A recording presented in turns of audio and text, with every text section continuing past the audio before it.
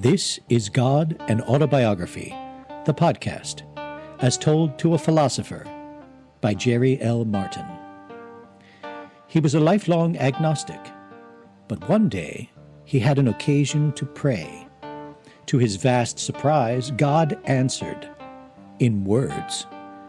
Being a philosopher, he had a lot of questions, and God had a lot to tell him. Episode 6. I don't care if there is life after death. That may seem odd, but I tend to be a contrarian with regard to my own feelings, a habit since childhood. I do not live a roller coaster of hopes and fears.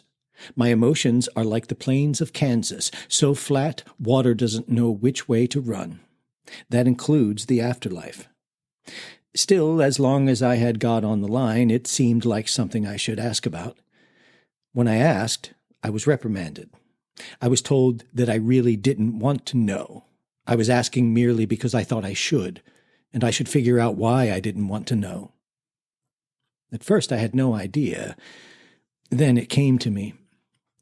As I pictured the afterlife, it was boring and lonely, like driving all night on one of those long western highways. Then I was given a series of images, more accurate ways to picture the afterlife. The first image was of being immersed in wonders of nature, of incomparable beauty. The second was of being an Einstein whose mind now grasped fully all the vast mysteries of the universe, having the ultimate aha experience over and over again. Another was of listening with full intensity to music more lovely than any the world has ever known. And finally, it was like being in love, but with a vaster compass, sustained over endless time and receiving boundless love in return. That night I had a dream.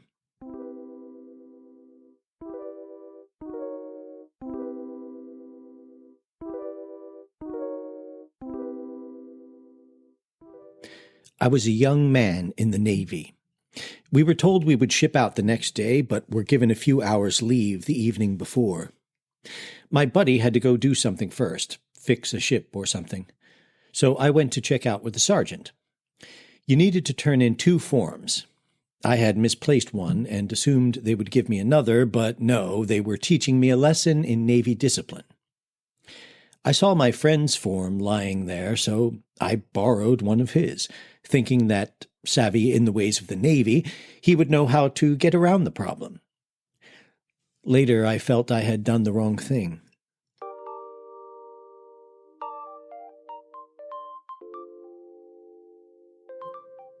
The scene changed. I was driving through Kentucky, heading home to my family, though in real life I have no family in Kentucky. Somehow I found myself in an institutional compound of stark concrete buildings enclosed by thick walls.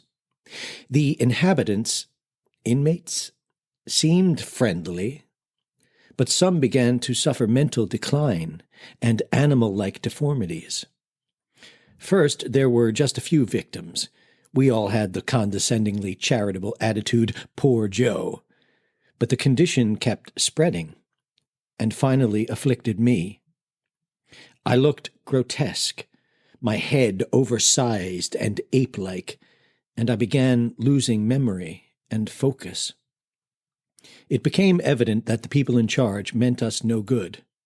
That night I escaped over the wall and was hunted. I came to a Hindu monastery run by women, perhaps nuns. I felt God guide my words, and to my surprise I said, "I need help, but more importantly, I can help you." They were in financial trouble. I said I could get $10,000 for each one. About this time I woke up. It was the middle of the night, but I sat up for a few minutes. Abigail was asleep by my side. The dream continued, even as I was awake. As people visited the monastery, I told them my story. I was still deformed, and they were moved by it. I began giving advice and helping people, and then praying for their healing, successfully, I guess. My personal story was published, and more people came. Although I was still ugly, my face took on a look that was pleasant for people to look upon. The Maine nun and I became lovers, or soul mates. Then I died. I expected the dream to end there, but it continued. At some point, I had lain down and gone back to sleep. I found myself in heaven. There were glorious lights and an airy openness. From that vantage point, one could survey the whole universe, seeing everything through God's eyes, as it were, and with His understanding. I could see all the people on earth, past and present, but I saw them, not as a crowd, but one by one, and felt a God-like, deep personal concern for each person. The nun, along with a lover from a different life, a version of Abigail from the times of ancient Israel, were with me, very loving, but without a sexual dimension and without jealousy. And I thought the dream had come to a conclusion.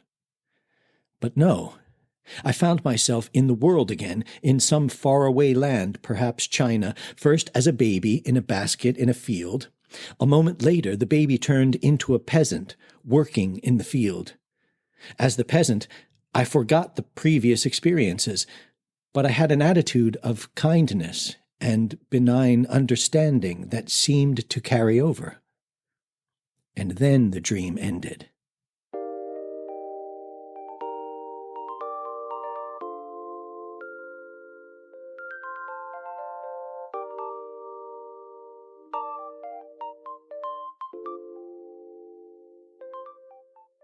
It could probably be read as an allegory, my having done something wrong, suffered for it, offered service which was redemptive, and enjoyed an afterlife characterized by love.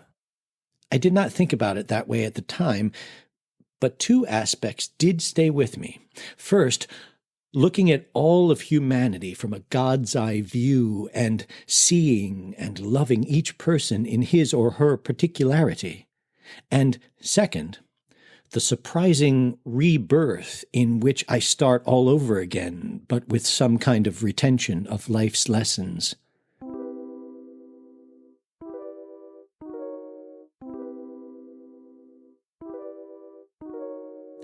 A few days later, I started praying about daily matters and was interrupted. If this were our last conversation, and you could only know one thing, what would it be? I thought, what is it that affects me personally? Lord, is there life after death? And if so, what is it like? You flunk. You have asked me a question I have already told you the answer to. But not what life after death is like. The dream I sent you told you that. You got a glimpse of life after death. There's a second reason you flunk. Your motive is honest but wrong. You ask only what concerns you. You ask out of desire and fear of not getting what you desire. You should ask in terms of the good of life, of all life, and of what I want for you, not in terms of what you want for yourself. You should seek understanding. How can I merge with you? I'm not sure if that's the best way to put it. Be at one with you, at rest with you, at one with your will. The question is adequately formulated. The goal, one way to describe the goal, is to be at one with God, the God of all. At bottom, the soul's will is the will of God. The soul is at one with God. It is not that you and I are literally the same substance, the same particular. It is that we are at one, in perfect harmony, and not accidentally so. It is in the nature of what the soul is that it is at one with God. Remember that these philosophical categories are crude and inadequate in the first place. Back to your question. How can you become at one with God? Of course, the answer is that you already are. Your soul, that is. The task is to come to realize that this is so, to realize it not merely in theory, but in intuitive felt understanding, in your emotions and feelings, and in practice. That's the goal? It sounds simple. The oneness is already inside. All we have to do is bring our conscious selves along. That's right. It's the simplest thing in the world. And everyone, at some level and at some moments, knows it, at least glimpses it. But it is very difficult to actualize in practice.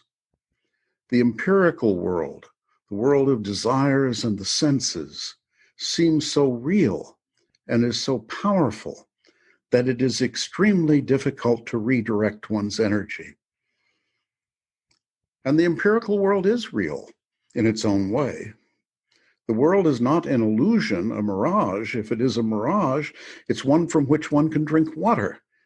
No, you must respect the empirical world while at the same time emancipating yourself from it, not letting yourself be identical with your interest in the world.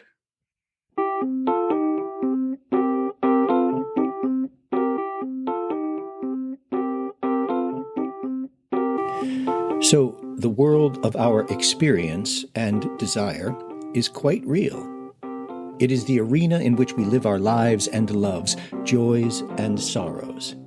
In spite of that, we should not let ourselves be ensnarled by it. How are we supposed to pull that off?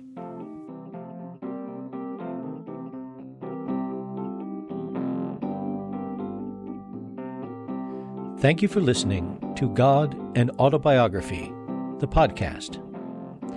The words of God are spoken by Jerry L. Martin, who heard the voice. He can be reached at godandautobiography.com. The narration and dialogue of Mr. Martin are spoken by Scott Langdon, who can be reached at scottlangdonwrites.com. You can read the whole story in God and Autobiography as Told to a Philosopher by Jerry L. Martin, available now at amazon.com.